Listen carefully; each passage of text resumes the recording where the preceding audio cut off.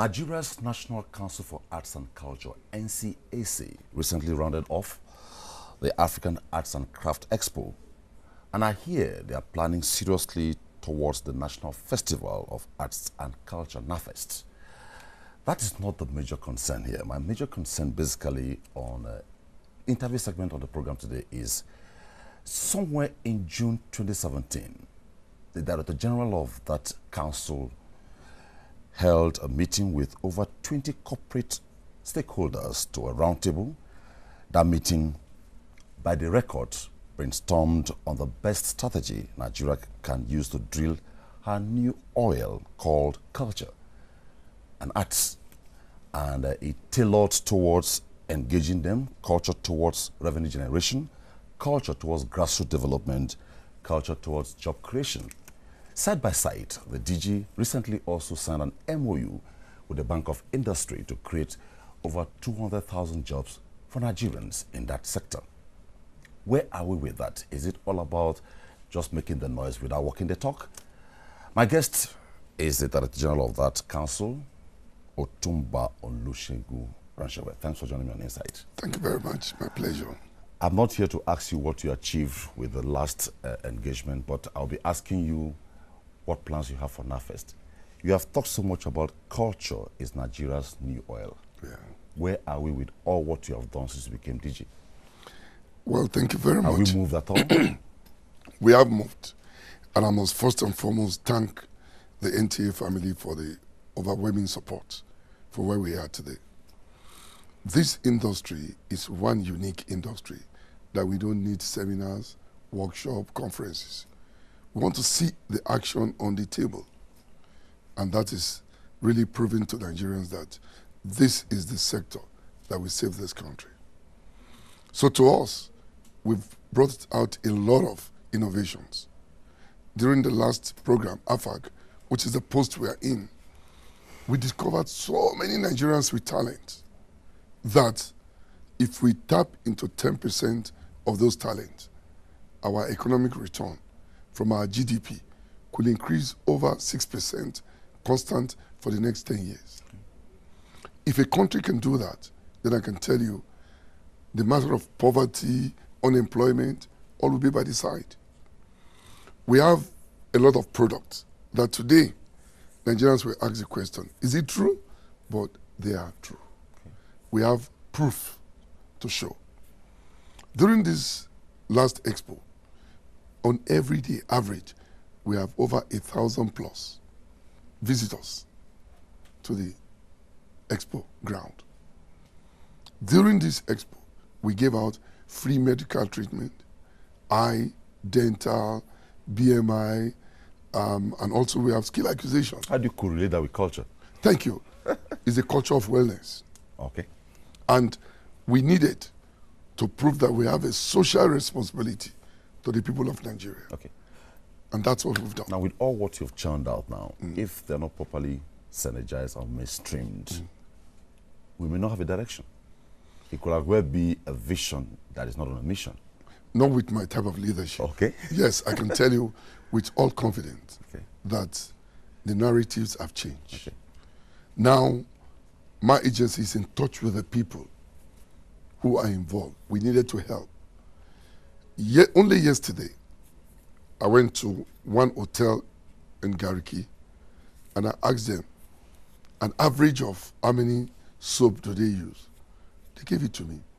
We now looked at, they were spending, in 2 months, they were spending over 300,000 naira for toiletries, etc. And I told them, look, why do you need to spend that? You could spend 50,000 naira and get the same result. They say, how? And I brought it out and showed it to them. Now they've keyed into it. I have created job for one cluster. Okay. We're trying to form up clusters around, but one person is already out now. I'm taking that person to that hotel today.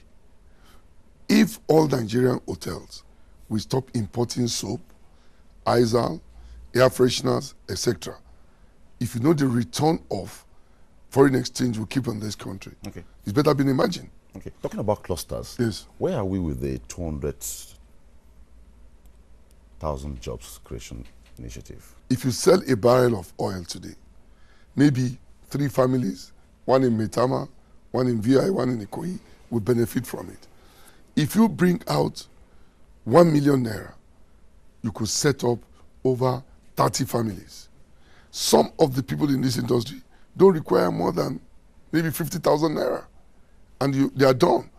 That's why the 300 million from BOI is very handy. And I must always thank Wahid Olagunju, who was then the MD, who saw the vision and supported us to get that fund. That fund is not coming to our agency. That fund is with BOI. Ours is to just recommend those that are qualified to benefit from it. So one can simply say it's work in progress. Oh, yes, absolutely. Well, very unusual of insights to have an avalanche of products displayed the way they are. Yeah. What really is all this about? What are we saying here? Well, to me, I got a message for Nigerians that the time has come. We must depart from celebrating others and not celebrating ours. I will start with school uniform. Do you know that some schools had to import school uniforms? Why? We have the fabrics. I've gotten a gentleman called Badlon. This is a Nigerian shirt, produced right here in Usetu, well packaged. This is what you will have gone to buy for thousands of, some few dollars. Now you can get it for 1,000, 2,000 naira in Nigeria, produced by a Nigerian with Nigerian fabric. This is the slippers they give designer name. This is produced in Aba. Everything is Nigerian? Everything, absolutely. This is it. Okay. Produced. And this costs 8,000 naira. You can imagine what we're losing in this country. If there's a wedding ceremony coming up now, they have to start asking to buy brothers' stuff from London, from Germany. This is produced by a local woman in Garki. So we have come out to send the message. You can see the iPad cover. iPad that we have to import. And I'll tell you something about this iPad cover. Right now, a Chinese company has asked for 2 million pieces. They realize that the one they use abroad is leather. Once it's cold, it got broken. But this is our tie and dye. You can wash it if it's dirty, and off you go. I can go on and on. You can see this is waste to wealth. The bottle you've thrown away, we've picked it, and somebody is making money out of it. Now, a student, a schoolboy can use this, or a schoolgirl, to put the pencil, cleaner, and everything. And today, waste has become wealth. Okay. I can go on and on. But the one that is more interesting this time is, look at shampoo, hand wash. All these are produced right here in Garki market. So you can imagine people who go and be buying. The difference, what they have abroad, is the perfume. Okay, so the Nigerians don't accuse you now. All what you have displayed, you have talked about Garki. Is it all about Garki or Nigeria? No, some of them I will say. Okay. But what we did, you see... Are you not looking beyond Abuja? Oh, yes. That's my concern now. Yeah. Because somebody want to say, Runsewe, you're looking at Abuja, when you're talking about sanitizing culture in Nigeria. We had the program in Abuja. We brought everybody. Don't forget that we had 17 countries in attendance and 19 states. Okay. So they all come from different places. We had the blind man we're trying to work on, physically inspired persons from KB and Delta who are ready to train others. If you remember, in 1974, the Chinese brought out all the blind people in their system to a village called Taiwan, and they were teaching them how to produce. Today, they're the biggest producer of Chinese products. Okay. So we're trying to go into the same system. We're working on that. Okay. If all of us have to tell Nigerians, you have a child in a school, you have been burdened that the child, take for instance, 80% of Nigerian schools, one of their corporate look is tie. Why tie? Why tie? Why can't we go and talk about muffler. Things like muffler? The Nigerian muffler, how beautiful it is. proudly Nigerian, you put it on your neck, and everybody can see that you're a proud Nigerian. So, and a woman produces this. Yes. This looks quite beautiful. Exactly. Okay. This is complete Nigeria, right? Yeah. Okay. Do you know that right now, these are items you throw around on the streets? These are pieces of dresses you throw away on the road. Is what? Table mat? Yes. Okay. Now we've got all these women who are not doing anything. They pick them. When they pick them now, they use them as table mats. Okay. So that we don't take all the time, we have to cover a good mileage here, Yes. because you are presenting some very wonderful things here. Now, after all this, how do we get them properly synergized so that they are properly captured, and all your initiatives, because if they are not properly captured, all this will amount to nothing. Well, they've already been captured. What we're doing right now is to tell our people that we want to set up a unit of this waste to wealth, job creation, and also skill acquisition in every state of the federation. If every governor we key into this, will reduce unemployment in every state. We don't look, if you do it in 2 states, you're not helping the system. It must be an holistic thing. Okay. All over the country. You raised an issue which is quite important here. You talked about the fact that most schools in Nigeria are given to importing uniforms, which is a mindset problem now. Yeah.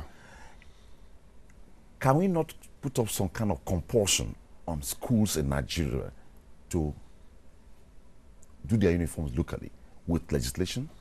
Well, that's what we're looking at. I believe very strongly that before the legislation, we could actually talk to them. I've talked to about 8 schools now, and they've keyed into it. They don't realize. Look, you are struggling to buy books for your child. You are struggling to buy flags, to buy everything. Then school fees, then uniform. Imported uniform. Imported uniform. Okay. So to us, tie and dye will do the difference. Do you know that this dress I'm wearing, including sewing, is still at the average of 6,000 naira? Okay. Why do we need to go and buy suits? And don't forget today, the people we are copying wear suits because of their weather. That's where I'm coming from. Now, if I realize that if I don't give a hoot about Nigerian fabrics, I can still walk the street free. Yeah.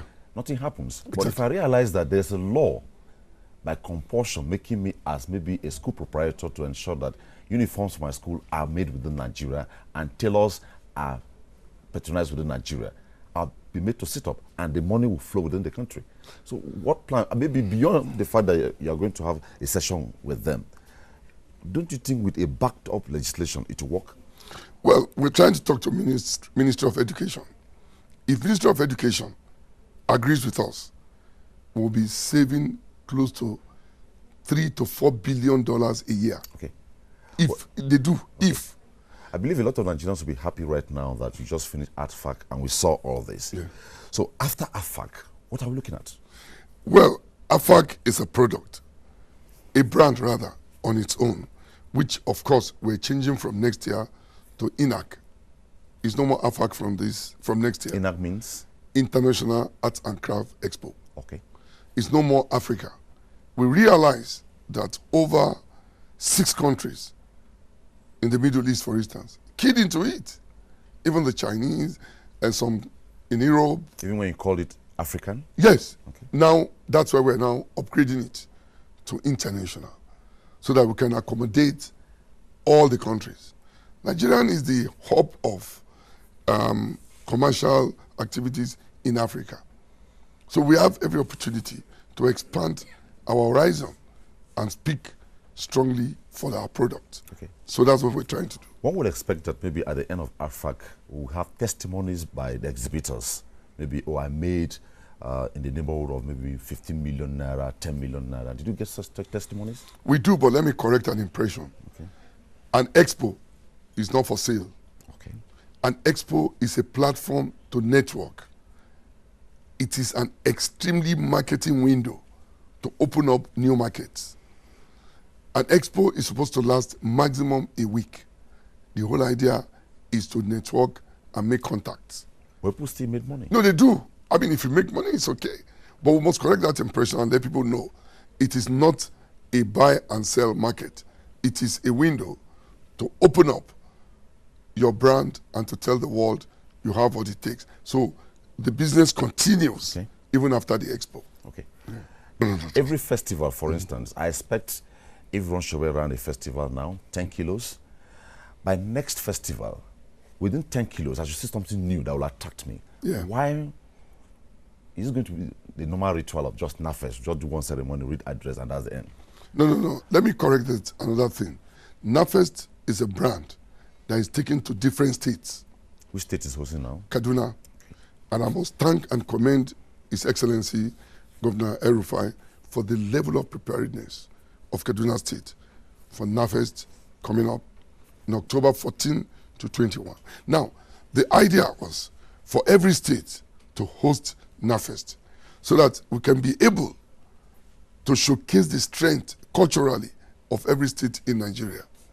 That's one. Two, to identify and discover talent in the cultural sector in each state. Okay. And every state of the federation comes to join them. So it's a brand that moves from one state to the other, unlike AFAC, that is permanently in Abuja. Okay. So to us, this NAFES coming up, we are moving it from analog level to a digital level. What will be the theme? This year, we're giving everything to Kaduna State, who is going to be our main host of meeting other states.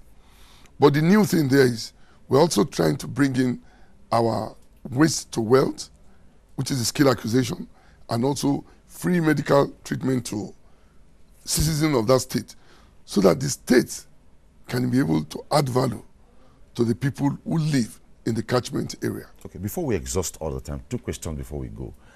Nigeria will be 57 in a matter of days. Yeah. And you already look green within the celebration mode. Within the ambit of this celebration, what message do you have for Nigerians towards their value mindset orientation over culture? Well, to me, I must say that it's an opportunity to remind those people on 8 speeches to please have a break.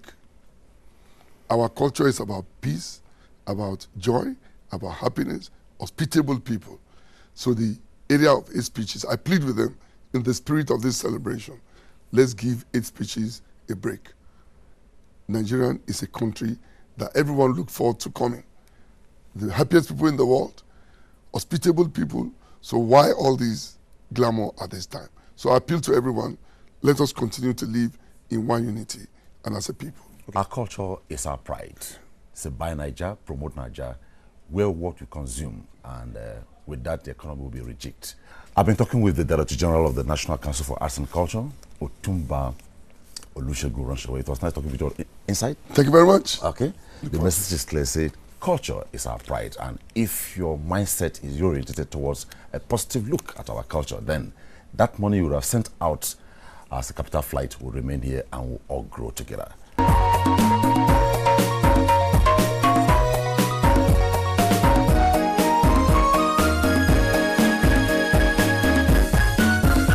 It's time to go, Eunice.